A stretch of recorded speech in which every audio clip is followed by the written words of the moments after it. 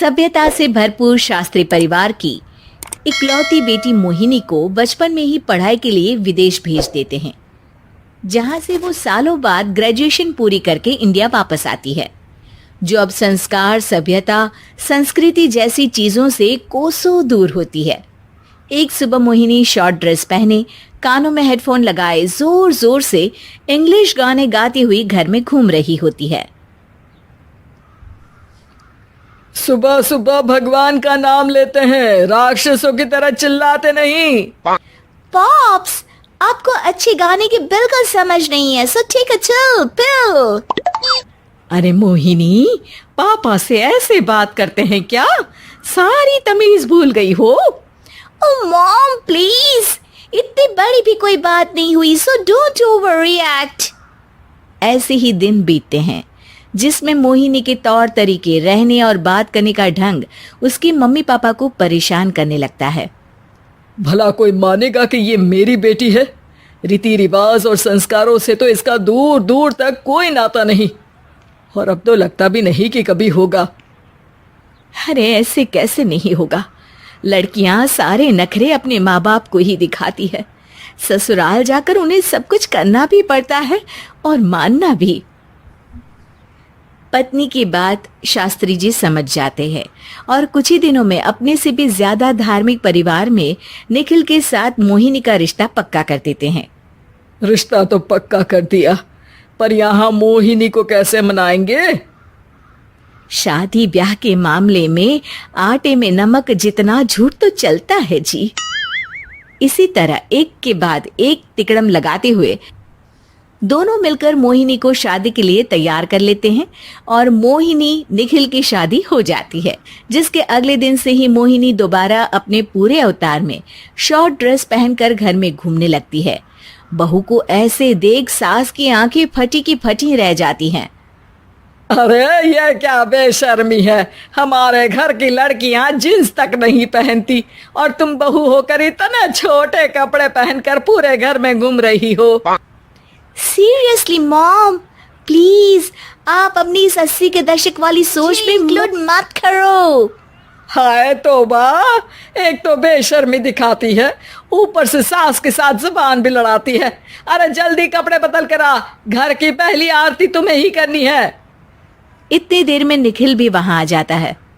माँ, पापा आने वाले हैं, पूजा का सारा सामान तैयार है ना? ये पूजा हमेशा मेरे बॉयफ्रेंड्स के पीछे पड़ी रहती थी और अब हस्बैंड के पीछे भी आ गई। मोहिनी की बातें सुन सास तो अपना सिर पकड़ लेती है, लेकिन निखिल किसी न किसी तरह उसे पूजा के लिए कन्विंस करके कपड़े चेंज करने के लिए भेज देता है, जिस पर पूजा खत्म होने के बाद वो एक बार फिर अपनी शॉर्ट ड्रेस में आ जाती है। बहू, ये क्या तरीका है? संस्कार नाम की कोई चीज है या नहीं? नहीं ससुर जी, संस्कार मेरा दूसरा बॉयफ्रेंड था, अब तो मेरा उससे कोई कांटेक्ट नहीं है।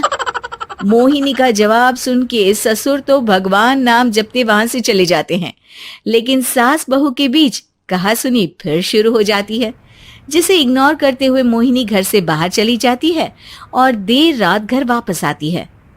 मोहिनी, मैं जानता हूँ कि तुम विदेश में रही हो और तुम्हें वहीं की आदत है, पर यहाँ चीजें कुछ अलग है। अगर तुम उस हिसाब से कुछ एडजस्ट कर लो तो सबके लिए सही हो जाएगा। I am not in a lecture mood. Good night. अगली सुबह मोहिनी देर से उठकर एक बार फिर उसी तरह सबके सामने आती है, जिस पर उसकी सास कुछ बोले उससे पहले ही मोहिनी की दोस्त मोनिका और रेचल वहां आ जाती हैं। Oh hi darling, how are you? OMG, we missed you so much. I missed you too darling. Ram Ram, इन्होंने तो तुमसे भी छोटे कपड़े पहने हैं। अरे तुम लोगों के अंदर कोई शर्म लिहाज बाकी भी है या सब बेच खाई? मोहिनी, तुम्हारी मेड कुछ ज्यादा नहीं बोलती? इस पर मोहिनी की दोस्त उसकी सास का मजाक बनाने लगती है, जिसे सुन निखिल उन्हें जवाब देते हुए कड़वे शब्द सुना देता है और वो सुन के वो दोनों तो मुंह बनाए वहां से चली जाती है, लेकिन गुस्से से लाल मोहिनी वहीं खड़ी निखिल को घूरती रहती है। घूर क्या रही हो? तुमसे शादी की ये सोचकर कि विदेश में पढ़ी लिखी हो, घर में कोई पॉजिटिव चेंज लाओगी। अपनी करियर के एम्बिशियस एम्बिशियस होगी, पर अपने इस बिहेवियर से उस पढ़ाई के साथ साथ अपने मम्मी पापा के नाम को भी डुबो रही हो। अगर तुम्हें ऐसे ही हाल रखना है तो यहाँ रहने की कोई जरूरत नहीं है। निखिल की बातें सुनकर मोहिनी रोते हुए घर छोड़कर अपनी मम्मी पापा के पास वापस आ जाती है। ससुराल में सब कुछ ठीक तो है? वो अपने आप को समझते क्या है? मोहिनी पर चिल्ला रहे हैं? मैं क्यों उसके इशारों पर चलूं? मैं अपनी लाइफ अपने तरीके से जीना चाहती हूँ और वो ना आप लोगों को मंजूर था और ना ही उन्हें है। तुम यहाँ नहीं रह सकती। अपने पापा की बात सुन के मोहिनी हैरान रह जाती है। हाँ, तुमने बिल्कुल सही सुना। अगर तुम्हें अपने इस घमंड, बेशर्मी और बदतमीजी में ही जीना है तो तुम यहाँ भी नहीं रह सकती। बेटी, मैं मानता हूँ हमारे यहाँ रीति रिवाज बहुत मायने रखते हैं और हमने उन्हीं के ओवरडोज से बचाने के लिए तुम्हें विदेश भेजा था। एक लड़की जो शादी करके घर और बच्चे संभालती है, उससे तुम अपने आप को ज्यादा समझ सको इसके लिए भेजा था। तुम उससे ज्यादा समझो और बनो, पर तुम तो किसी दूसरी ही ट्रेन में चढ़ गई बेटा। उसके मम्मी पापा बहुत देर तक मोहिनी को सारी बातें समझाते हैं, जिन्हें सुनकर मोहिनी को अपनी गलती का एहसास होता है।